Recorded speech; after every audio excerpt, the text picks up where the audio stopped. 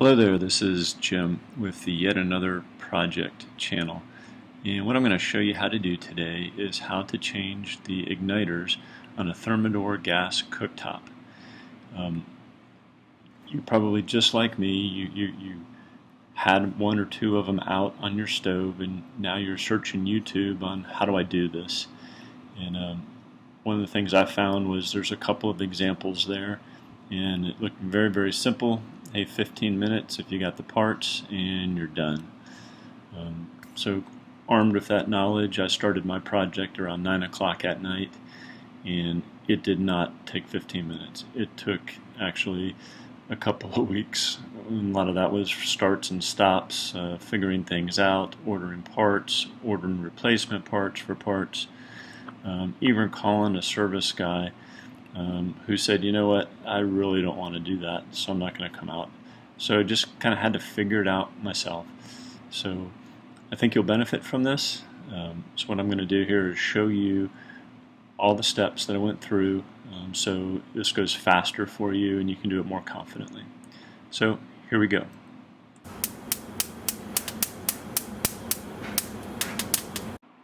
So you'll notice that front right burner is not igniting. It's just not getting the spark it needs. So the first thing we need to do is to find the model number of the cooktop. And on the Thermador, it's on the bottom right here. So the next thing to do is take a good look at what your igniters look like. You'll notice on mine it has a little ring around the top there. What I ended up receiving in the mail though was a different type of igniter. It's missing the ring and it didn't produce the spark needed to ignite.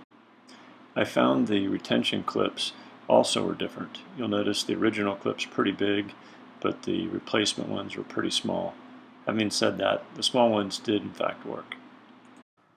In order to get the igniters out, I already have them out here, you first must pull out the Venturi tubes. The Venturi tube is right in the middle of the burner and it holds the burner to the base of the stove.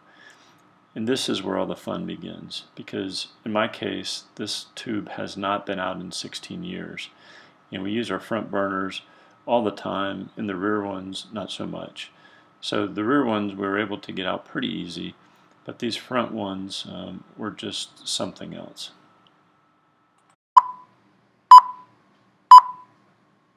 You'll notice these Venturi tubes are made out of copper, which means they're very soft.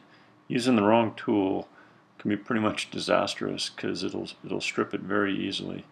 I saw in another video that you're supposed to use a 13/16 socket. That turned out to be bad advice.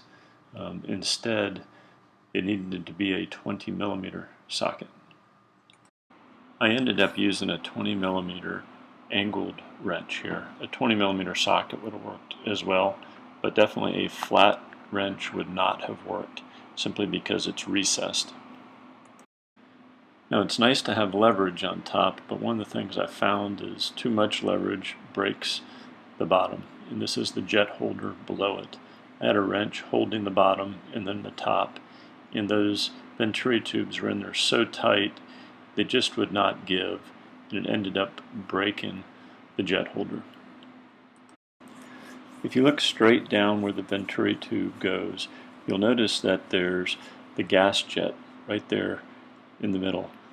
And I'm showing you this because if you have to take drastic action to get that Venturi tube out, the first thing you want to do is to cover up that gas jet. So here's a side view of the gas jet. And what you want to do is you want to cover up that gas jet and keep it from getting debris in it. I just took a paper towel and put it right on top. I then took a skill saw and then cut the Venturi tube into about 6 pieces, being careful not to get into the threads. Remember, this is copper, so it's pretty soft metal. I then took some large channel locks and squeezed the cut Venturi tube until it started coming apart. Remember, I cut it into 6 pieces. After you get done with this, you'll definitely need to use a screwdriver and a hammer to still get this Venturi tube pieces out. They are really stuck in there. I then took a Dremel with a wire brush and cleaned out the sockets that the Venturi tubes went in. Remember, there was quite a bit of corrosion that kept those Venturi tubes from coming out easily. Now we start putting it back together.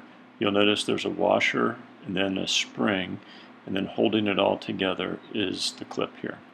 The last step is to put the new Venturi tubes in, and what this does is holds the base down, and it's really the last step. Then we put the star caps on top and we're ready to test.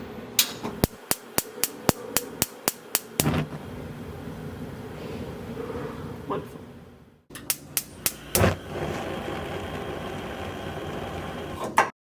So you could see that test showed there's just too much gas coming out. And what I found is the original jet and the new jet had different orifice sizes in them. Who would have thought it was the same part number, but again it didn't match. So I just took the old jet and put in the new jet holder.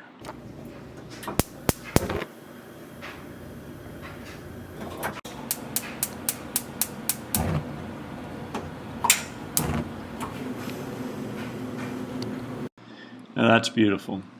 Hey, I hope when you change your igniters, your process is much easier. Maybe it's just because our stove is 16 years old that some of these parts are just in there really good. But if they are stuck, hopefully these steps will make it easier for you and you'll be confident in doing it. Remember, I couldn't even get a repair guy to come out here to do this, so you just have to figure it out sometimes. Thanks.